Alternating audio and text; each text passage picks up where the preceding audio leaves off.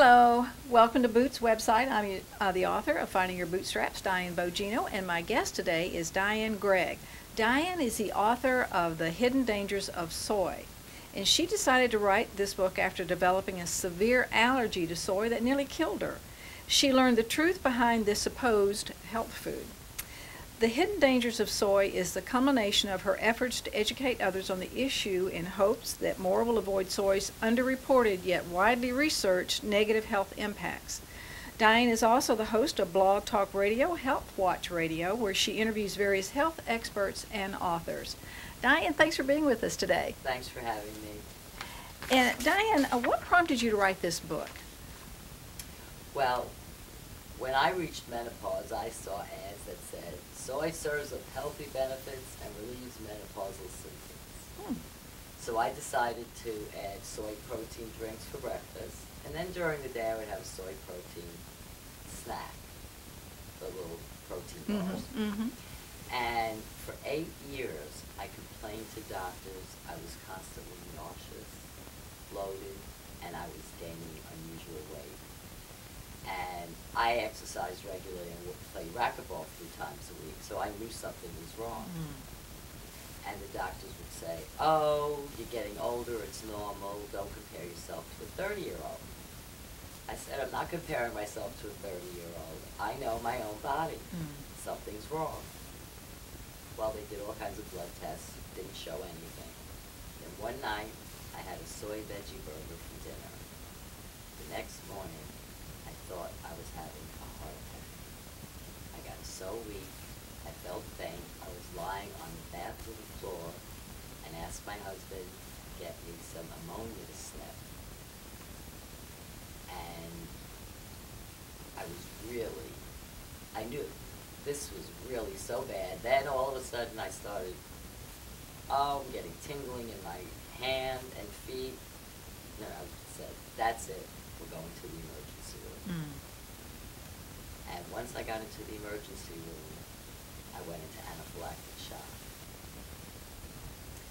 And the nurse had left the room, and if my husband wasn't there, I surely would have died because he noticed my blood pressure was dropping.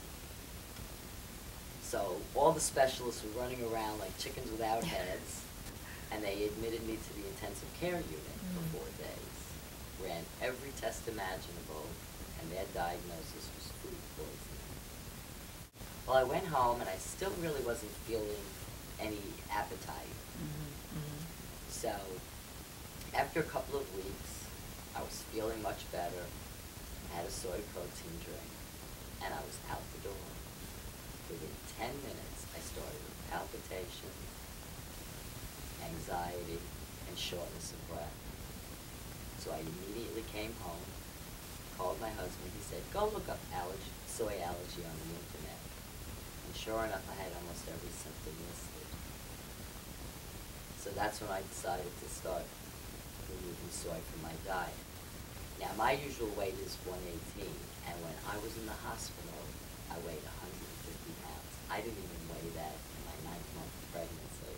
And then as soon as I started removing the soy, I was feeling better, and within 8 months, I went back to my normal weight, and I've never gained another ounce since. So I wanted to get the word out for others. Right. So where is the soy hidden?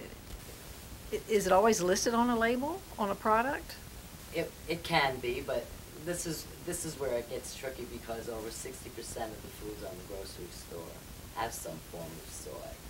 It would be listed it's in vegetable oil, textured vegetable protein, or you'll see the initials TVP, hydrogenated vegetable oil and vegetable protein, lecithin. Now sometimes it'll say soy lecithin, but most of the time it'll just say lecithin. Or of course you'll see soybean oil listed. But are there some types of soy that are acceptable? Yes, it's fermented, and that's where people are not aware that the Western version is not the same as they eat in Asia. It's a very extensive process where they remove all the soy toxins. In the eastern soy. Okay. And that it would contain, it's either miso, natto, and tempeh. Now, Now, a lot of people, especially vegetarians and vegans, are into the tofu. Mm-hmm. Now, if tofu says it's made in Thailand or one of the Asian countries, it's fermented. But if it's made here in the States, it's not. So it still contains the soy toxins. With soy being in so many products, what advice do you give to consumers to avoid it? Keep a journal of what you ate and see how you feel. Then you do that for a week and then eliminate one of the products. And of course, I would recommend if you looked on the label and saw there was soy, remove the soy. Yes, yes. Now, I've gotten tremendous feedback from clients that have purchased the book.